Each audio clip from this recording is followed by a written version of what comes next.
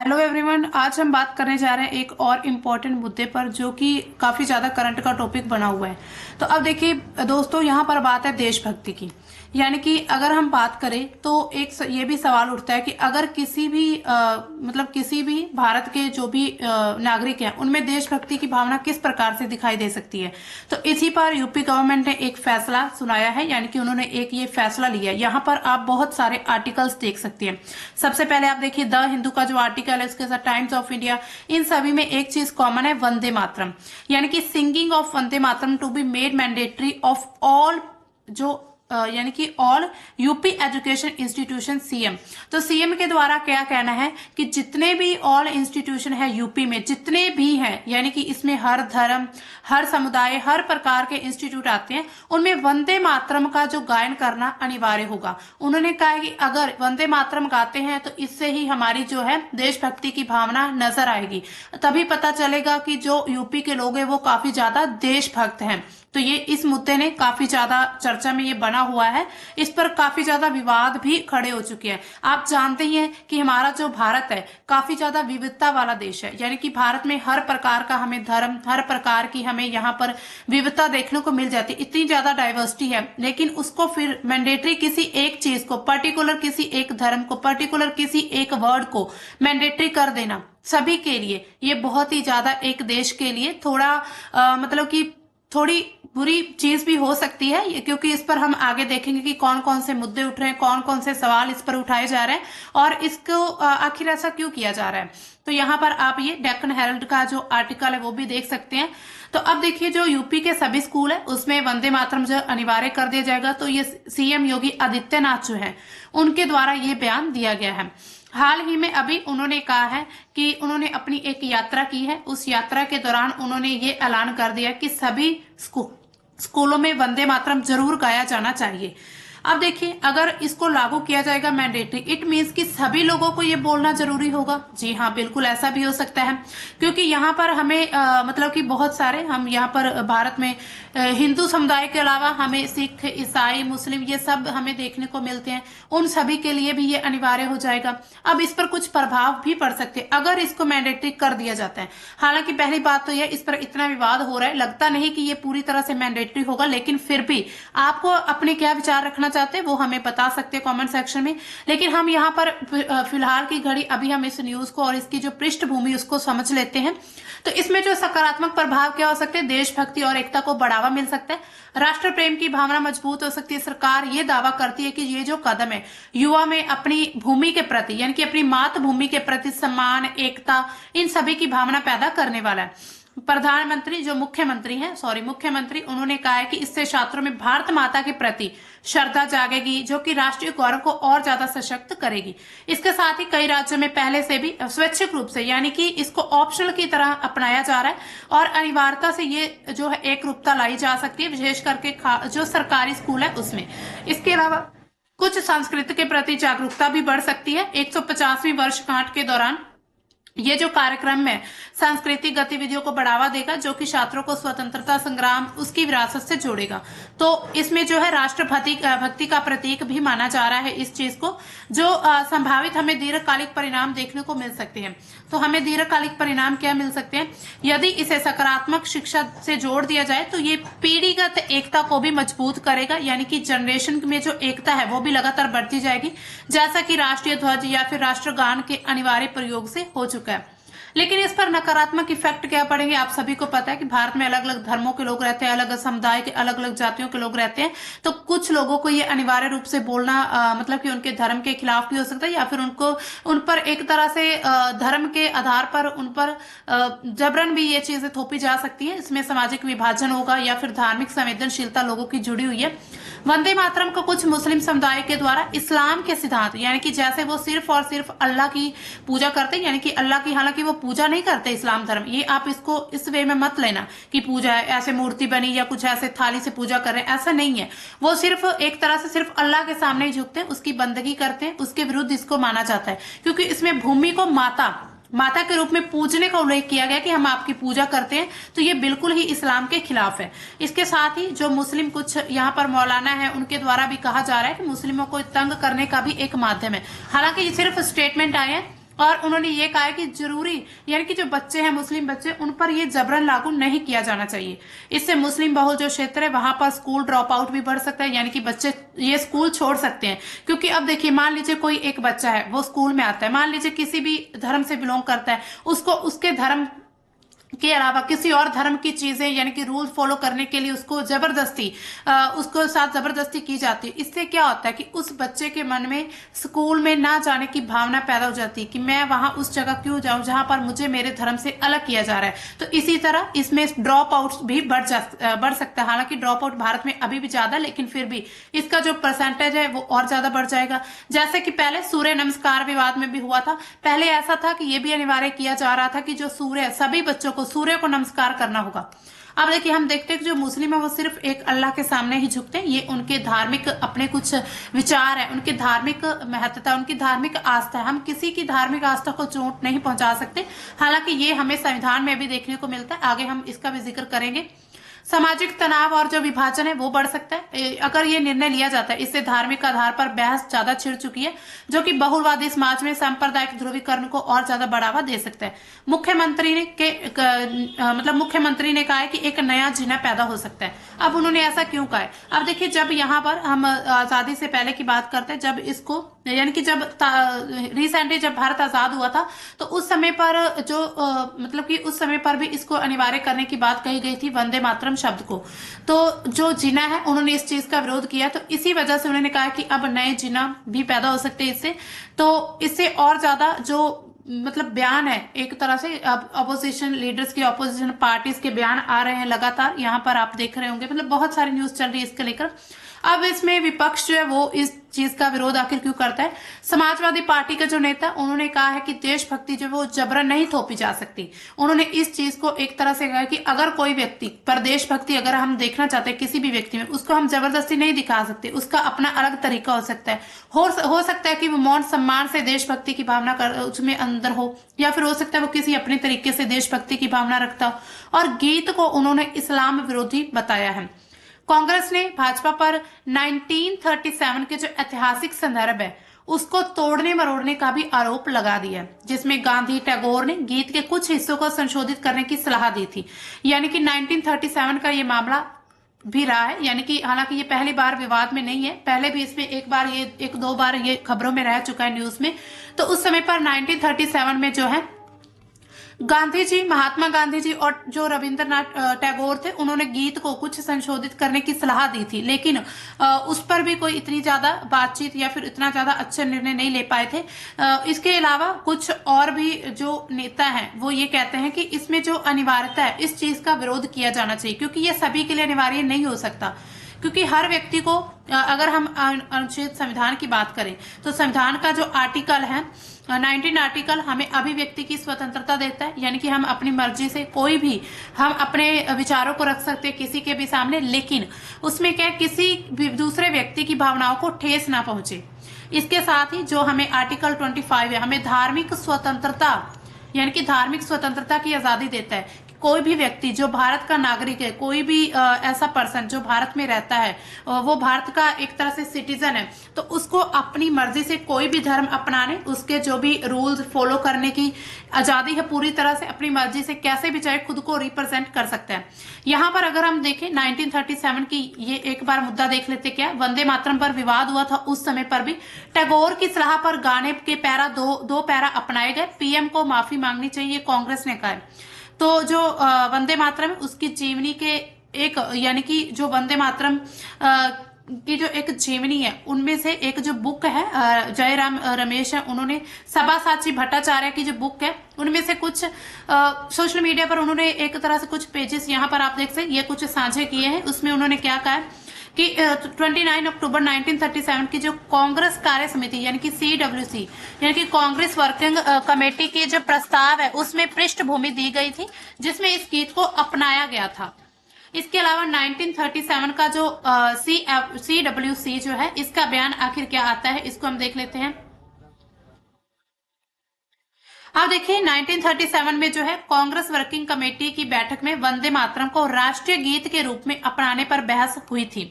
बंकिम चंद्र चट्टोपाध्याय के द्वारा ये गीत रचा गया था 1882 में। एक उपन्यास जो आनंद मठ उसमें प्रकाशित किया गया और 1905 में बंग भंग आंदोलन में एक स्वतंत्रता का प्रतीक भी बना था, यानी कि इसको देशभक्ति स्वतंत्रता के लिए भी गाया जाता रहा है। इसके अलावा इसमें प्रमुख आपत्तियां क्या थी उस समय पर? रविंद्रनाथ टैगोर क्या कहते हैं? नोबेल के विजेता जो है रविंद्रनाथ टैगोर 1905 में ही गीत के कुछ हिस्सों पर आपत्ति जताई थी उन्होंने कहा कि इसमें हिंदू देवी देवता जैसे कि दुर्गा उसका उल्लेख है, जो कि मुस्लिम और ईसाइयों की भावनाओं को ठेस पहुंचा सकता है। टैगोर ने सुझाव दिया कि ये जो गीत है इसके धार्मिक हिस्से को काटकर सिर्फ देशभक्ति वाले शब्दों को रखा जाना चाहिए। अगर इसको राष्ट्रीय गीत बनाना है तो इसमें सिर्फ देश के प्रति जो हमारी भावना है सिर्फ उन वर्ड्स को ही शामिल रखा जाना चाहिए।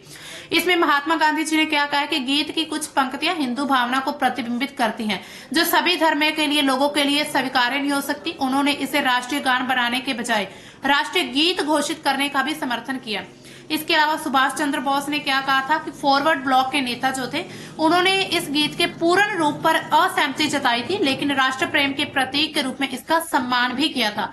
अब देखिए यहाँ पर जब हम इतिहास में देखते जो हमारे बड़े बड़े फ्रीडम फाइटर्स हुए हैं, हमारे जो भारत को आजाद करवाने में जो महान लीडर रहे हैं, नेता रहे हैं बड़े बड़े, वो भी अलग धर्म होने के नाते यानी कि उनमें उनके मन में भी किसी धर्म के प्रति कोई भी ऐसी भावना नहीं थी कि वो अपने सिर्फ खुद को कहते कि नहीं ये हमारा रचा हुआ गीत है, हम इसको पूरी राष्ट्रीय भावना से लागू करेंगे या फिर पूरे राष्ट्र में इसको अनिवार्य कर देंगे। अगर हम इतिहास में देखें तो जब हम आजादी के समय जब हमें आजादी मिलने वाली थी, भारत 1947 में आजाद होने वाला था, उस समय पर जितनी भारत में एकता देखी गई थी उससे पहले जो आंदोलन चले थे आजादी के, उतनी एकता हमें और किसी भी दौर में किसी और दशक में हमें देखने को नहीं मिली है। क्योंकि यहाँ पर उस समय पर भी अलग अलग धर्मों के जो फ्रीडम फाइटर थे जिसमें हिंदू मुस्लिम सिख ईसाई, उन्होंने एक दूसरे के प्रति सम्मान की भावना रखी थी, एक दूसरे के मन में उनके लिए प्यार था, भावना थी, लेकिन उन्होंने ऐसा कभी नहीं किया कि हम किसी चीज को जबरन थोप दें या फिर मुस्लिम जो समुदाय है उस पर किसी भी अपने हिंदू धार्मिक गीत का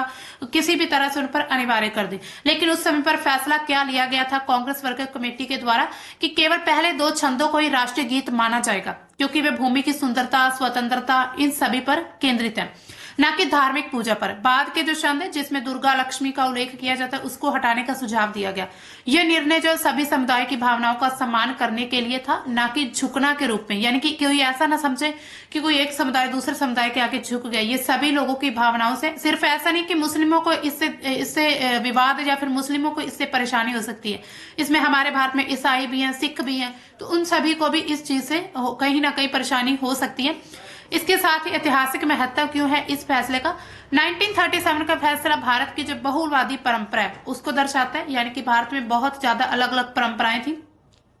यहाँ पर जो राष्ट्रीय प्रतीक है सभी धर्मों के लिए समावेशी बनाने का प्रयास किया गया था कि सभी धर्मों के लिए एक इस प्रकार से इंक्लूसिव रखा जाए, इंक्लूसिवेशन इसको बनाया जाए कि किसी भी धर्म को ये ना लगे कि हमारे ये जो हमारे अधिकार है, फंडामेंटल राइट्स है, उनके खिलाफ है।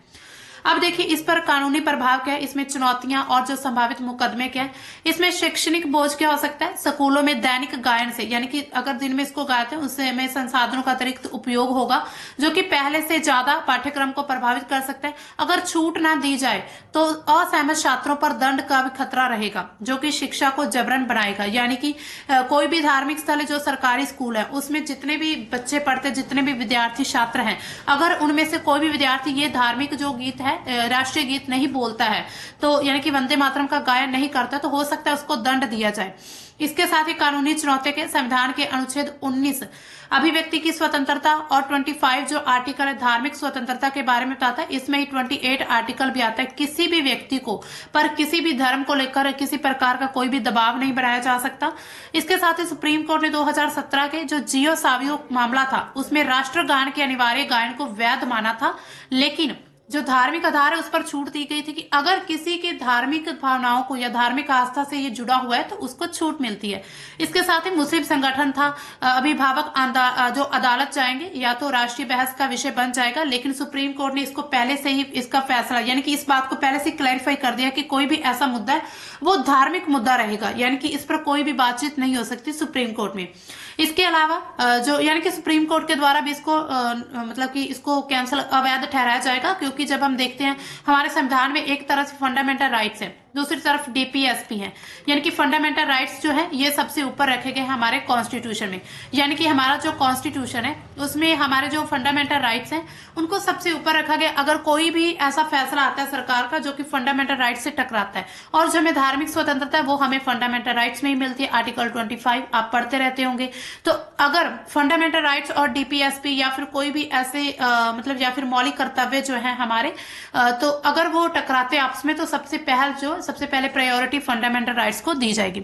अब देखिए इसमें जो मुस्लिम समुदाय है वो वंदे मातरम का विरोध आखिर क्यों करते हैं? आपके मन में सवाल आ रहा होगा कि आखिर वो ऐसा क्यों सोचते हैं। तो अब इसमें देखिए कुछ हम वर्ड्स के बारे में बात करेंगे। मातृभूमि को देवी के रूप में पूजना, यानी कि जो अगर हम इस्लाम धर्म की बात करते हैं तो उसमें जो एक तरह से एक ही वहां पर फंड है, यानी कि एक ही वहां पर रूल है, सिर्फ अल्लाह की पूजा, यानी कि एक अल्लाह एक ईश्वर की पूजा करना। इसके अलावा किसी भी और व्यक्ति की पूजा, किसी मजार की, किसी मंदिर में, किसी मस्जिद में, किसी और जगह पूजा हो रही है मूर्ति बनाकर या फिर किसी भी प्रकार की कोई पूजा की जा रही है तो उसको शिर्क माना जाएगा। गीत में क्या पंक्ति है? त्वं ही दुर्गा दश प्रहर धारिणी, त्वं ही लक्ष्मी, त्वं ही सरस्वती। यानी कि इसका अर्थ क्या है कि भारत भूमि को दुर्गा, लक्ष्मी, सरस्वती जैसी जो हिंदू देवियां उसके रूप में चिन्हित करता है। इसके अलावा इस्लामी इसे क्या मानते हैं? इस्लाम में ये जो शिर्क है, यानी कि ईश्वर के साथ साझेदारी हो रही है कि एक तरफ तो हम अल्लाह को मान रहे हैं, दूसरी तरफ हम लक्ष्मी, दुर्गा, सरस्वती इन सभी को भी मान रहे हैं। तो ये इस्लाम में केवल अल्लाह की पूजा की अनुमति है। इसी वजह से मिट्टी, भूमि या किसी और मानवीय प्रकृति वस्तु को दिव्य दर्जा देना निषिद्ध है। यानी कि किसी भी और को मतलब इतना बड़ा दर्जा दे देना ईश्वर के बराबर, ये उनके लिए एक तरह से अपने धर्म के भावनाओं को, यानी कि अपने धर्म को ना मानने जैसा होगा।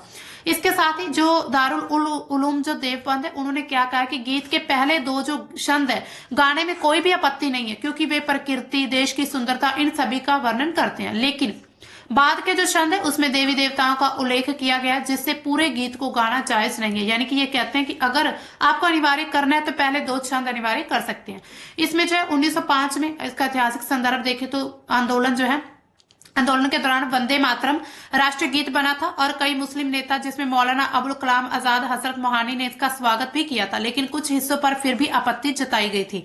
1937 में कांग्रेस वर्किंग जो कमेटी है उसने पहले दो छंदों को अनिवार्य राष्ट्रीय गीत के रूप में माना था, ताकि वंदना का अर्थ जो है, यानी कि वंदे मातरम का शाब्दिक अर्थ है माँ, माँ मैं तुझे नमस्कार करता हूँ। इस्लाम में सिर्फ अल्लाह को ही प्रणाम, सजदा, नमस्कार करने की अनुमति है। किसी भी सांसारिक वस्तु, भूमि, व्यक्ति, देश को वंदना करना कुछ विद्वानों के अनुसार निषिद्ध है। लेकिन अब आप कुछ लोग ये मत सोच लेना कि हो सकता है कि इस्लाम धर्म में तो किसी के आगे झुकते नहीं या फिर उसको नमस्कार नहीं करते हैं, इट मीन्स कि उनके मन में कोई सम्मान नहीं है, भावना नहीं है।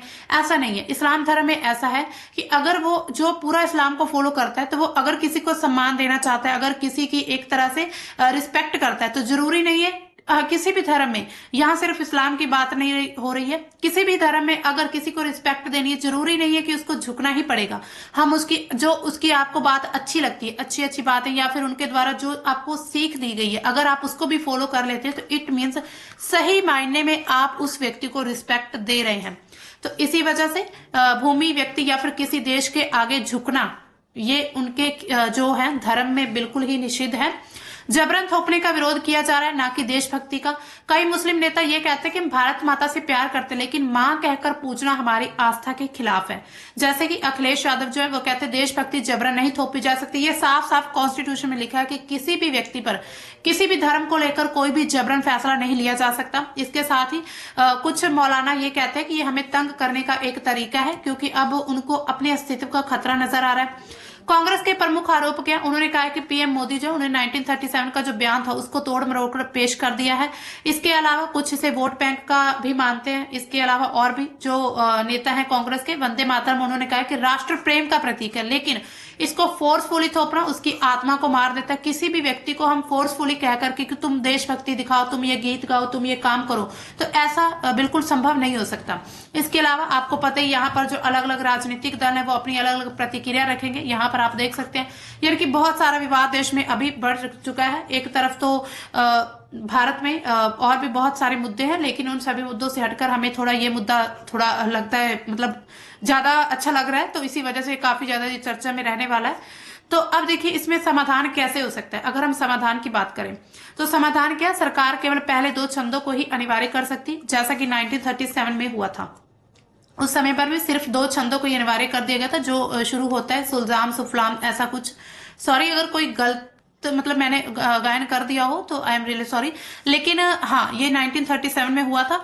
या फिर मौन सम्मान वैकल्पिक गीत को अनुमति दी जाए। ये वैकल्पिक गीत कैसे हो सकता है, जैसे कि जो वैकल्पिक गीत हम कहते हैं, हाँ, सबसे अच्छा हमारा हिंदुस्तान हमारा, ये भी एक तरह से वैकल्पिक है। इसमें किसी भी धर्म के कोई भी वर्ड्स नहीं है, इसको अनिवार्य किया जा सकता है। लेकिन वंदे मातरम को अनिवार्य करके एक तरह से किसी पर्टिकुलर धर्म को बढ़ावा देना और किसी दूसरे धर्म को दबाने जैसा है। तो इससे क्या होगा, अगर कोई भी वैकल्पिक गीत रहता है उससे देशभक्ति बनी रह सकती है, इसके साथ ही धार्मिक भावनाओं को भी कोई ठेस नहीं पहुंचेगी। यानी कि मौन सम्मान कैसे कि अगर कोई व्यक्ति चाहे तो इसको गायन कर सकते हैं, अगर जो नहीं चाहेगा वो सिर्फ मौन यानी कि चुप रहकर भी अपनी देशभक्ति का मतलब अपनी देशभक्ति को दिखा सकते हैं। अब दोस्तों आपके लिए सवाल है, क्या ये जो यानी कि अनिवार्य किया जा रहा है, हालांकि हमने आपको इसके पीछे का सारा लॉजिक बता दिया कि अनिवार्य हो सकता है या फिर नहीं, अनिवार्य होना चाहिए या फिर नहीं, आपके मन में देशभक्ति को लेकर क्या विचार है, यानी कि देशभक्ति किस प्रकार से व्यक्ति अपनी देशभक्ति को दिखा सकते हैं, क्या ऐसा कोई गायन करके या फिर कुछ मौन सम्मान या फिर कोई वैकल्पिक गीत आना चाहिए। तो ये सवाल हम आपके लिए छोड़ रहे हैं। तो दोस्तों ये था हमारा आज का काफी ज्यादा करंट का एक मतलब काफी ज्यादा इंपॉर्टेंट मुद्दा बन चुका है। तो आई होप आप इसको अच्छे से समझ गए होंगे। तो अगर आप और ऐसी अच्छी अच्छी न्यूज के लिए मतलब न्यूज की इन्फॉर्मेशन लेना चाहते हैं तो हमारे चैनल को सब्सक्राइब करिएगा और इसके साथ ही बेल आइकन दबाइएगा ताकि आपको अपडेट्स मिलती रहे। इसके साथ ही हमारे चैनल पर बहुत सारी सीरीज चल रही हैं एमसीक्यू यूपीएससी से रिलेटेड, तो आप उसको भी जाकर देख सकते हैं। तो मिलते हैं दोस्तों हम अपने नेक्स्ट करंट के किसी टॉपिक में, तब तक के लिए बाय, थैंक्स फॉर वॉचिंग।